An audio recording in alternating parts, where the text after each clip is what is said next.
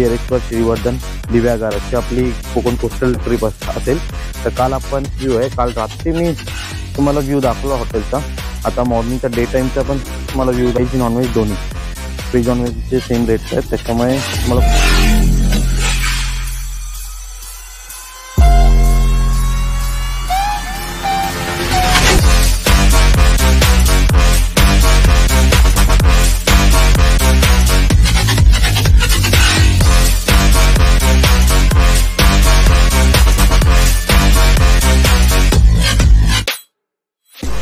View बघा कसला।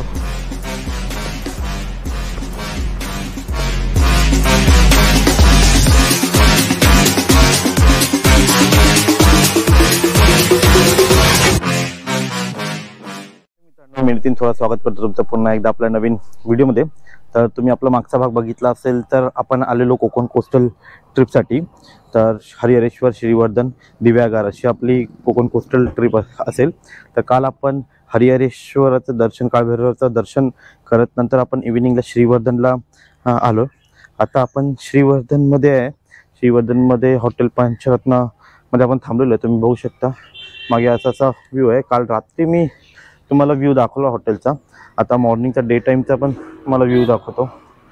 पार्किंगसाठी स्पेस आहे, आपली गाडी वगैरे व्यवस्थित पार्क केली आहे। या साईडला त्यांचं कॅन्टीन एरिया आहे, किचन एरिया आहे, असे रूम फॅसिलिटीज आहेत। इकडे रूम्स तुम्हाला AC, non AC, family cottage सगळे अवेलेबल होतील आणि रेट खूप कमी आहेत, त्यामुळे बजेट फ्रेंडली खूप आहे। जसं मी मागच्या व्हिडिओमध्ये तुम्हाला सांगितलेत, आम्हाला साधारणतः 1400 पर पर्सनने रूम मिळाला आणि इन्क्लुडिंग फूडमध्ये डिनर आणि ब्रेकफास्ट इन्क्लूड असतात, व्हेज नॉनव्हेज दोन्ही। व्हेज नॉनव्हेजचे सेम रेट्स आहेत, त्याच्यामुळे तुम्हाला खूप बजेट फ्रेंडली पडेल। प्लस बीचला जायला हार्डली 2-3 मिनिटचं अंतर आहे। आपण राईट साईडून एंटर करतो हॉटेलवर आणि इकडे लेफ्ट साईडला आपल्याला बीचला जायला रस्ता आहे। 2-3 मिनिट वॉकेबल केले की आपल्याला बीचला पोचतो आपण। तर आता मॉर्निंग टाईम आहे, आपण बीचवरच चाललो आहे। काल रात्री लेट झाला, त्याच्यामुळे सनसेट वगैरे काही बघता नाही आला। तर बघूया, आता मॉर्निंगला जाऊ, थोडा वेळ स्पेंड करू आणि नंतर रिटर्न येऊन ब्रेकफास्ट वगैरे करून आपण दिव्यागरसाठी निघणार आहोत। दिव्यागरमध्ये काही स्पॉट व्हिजिट करू, काही मंदिर आहेत ऐतिहासिक, ती आपण व्हिजिट करू आणि त्याच्यानंतर आपण आपला मुंबईला परतीचा प्रवास स्टार्ट करूया। तुम्ही व्हिडिओ बघत राहा, तुम्हाला मी पुढच्या लोकेशन्स आणि डिटेल्स देतच राहतो।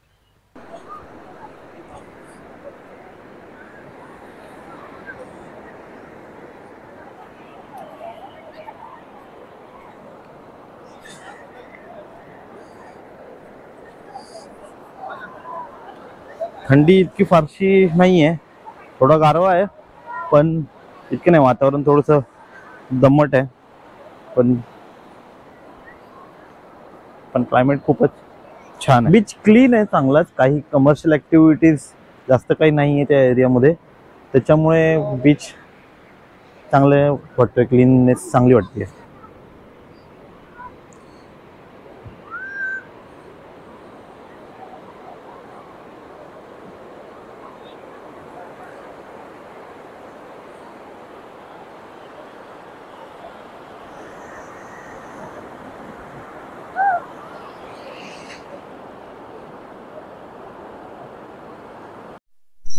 आता 10:30 वाजलेत, बीचवर वगैरे फिरून झालंय।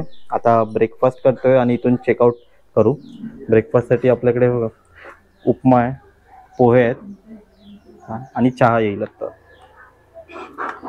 आता इथून आपण चाललोय, कुठे चाललोय? दिव्यागरला।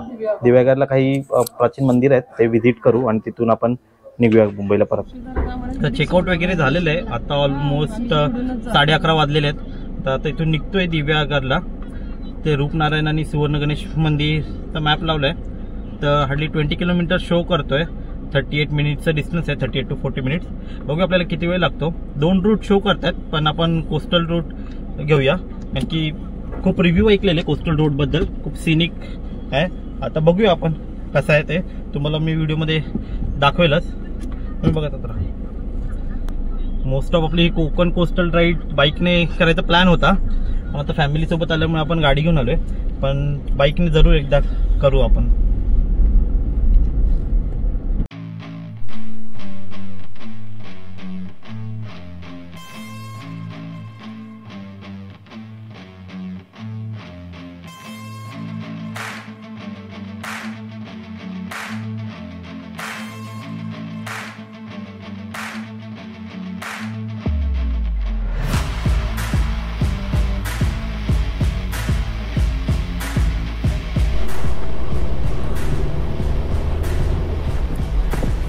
समोर आपल्याला दिसेल आता समुद्र किनारा आणि आरावी बीचचा एरिया आहे आणि बीचला लागूनच आपला रूट आहे.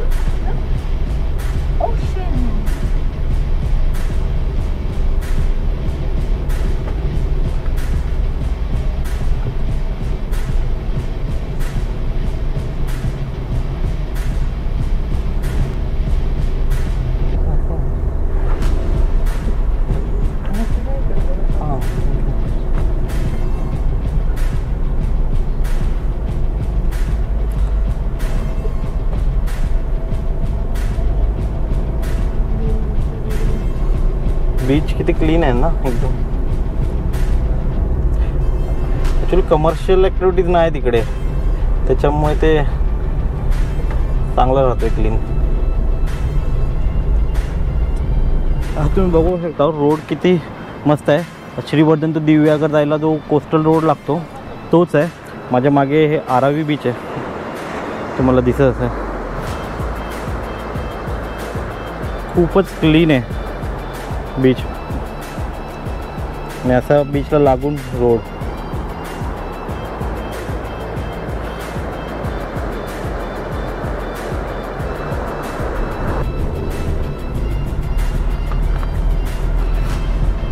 थोडासा घाट सेक्शन आहे आणि बाजूने समुद्रकिनारा आहे. राईट साईडला डोंगर पूर्ण आणि लेफ्ट साईडला समुद्र तुम्हाला दिसत असतो व्हिडिओमध्ये.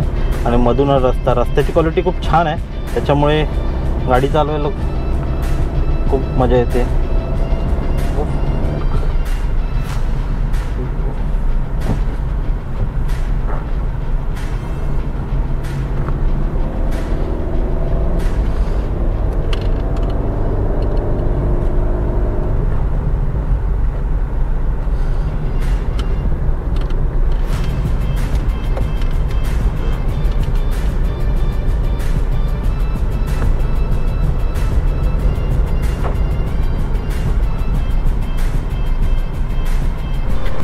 काही व्ह्यू बघा कसला भारी आहे.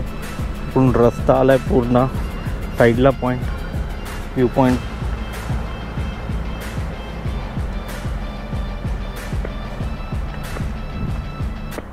A few moments later. ते रूपनारायण मंदिरला आपण पोचलोय आता. गणेश मंदिर इकडे अपोजिट साईडला आहे, जवळच आहे, जास्त लांब नाही. तर आपण इकडे या मंदिर बघूया आणि नंतर तिकडे जाऊ.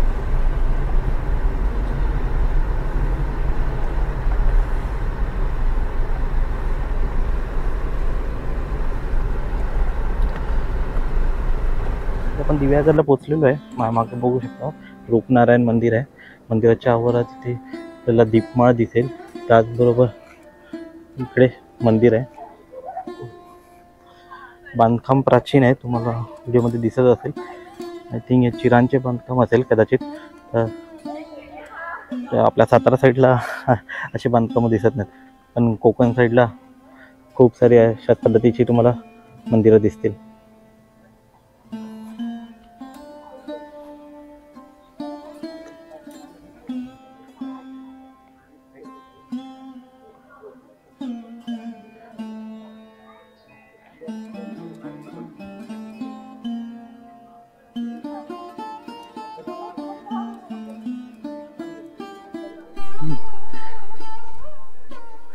रूपनारायणाचे मंदिर.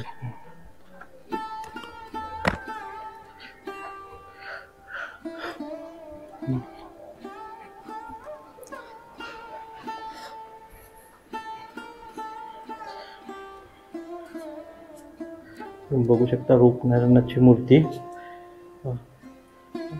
हिरवट काळा संगमरवराची बनवलेली आहे. मूर्तीचा इतिहास वगैरे इथे पूर्ण मेन्शन आहे, तुम्ही पाहू शकता.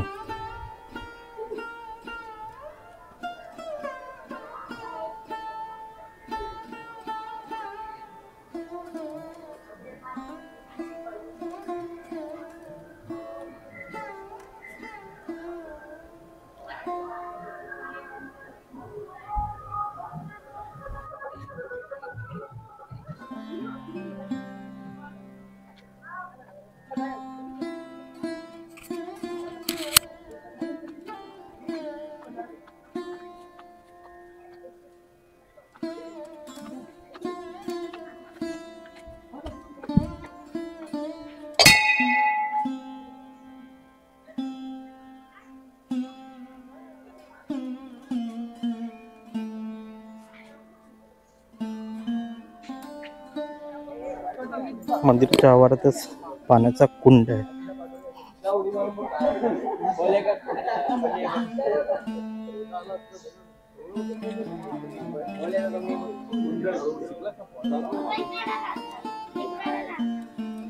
रूपनारायण मंदिराच्या पुढेच ऑलमोस्ट 700 मीटरवरच गणेश मंदिर आहे, सुवर्ण गणेश मंदिर. नेक्स्ट गलीमध्येच होतं.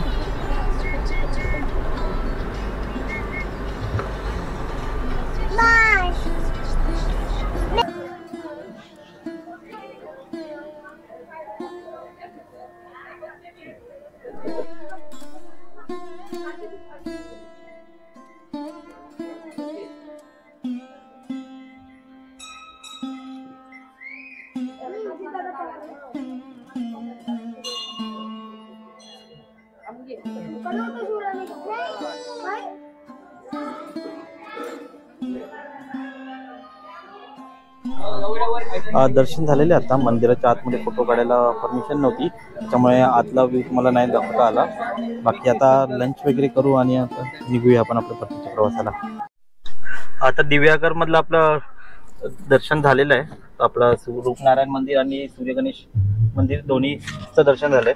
आणि आता संध्याकाळचे 4 वाजलेत. लंच वगैरे करून झालंय. आता मी रिटर्न निघतोय. तर इथून साधारणतः 170 किलोमीटरचा डिस्टन्स दाखवतोय. 4-4.5 तासाचं अंतर आहे. तर जाताना आपण माणगाव थ्रू जाऊ. माणगाव परत इंदापूरमधून खालापूर थ्रू आपण एक्सप्रेसवेने जाऊ यावेळी.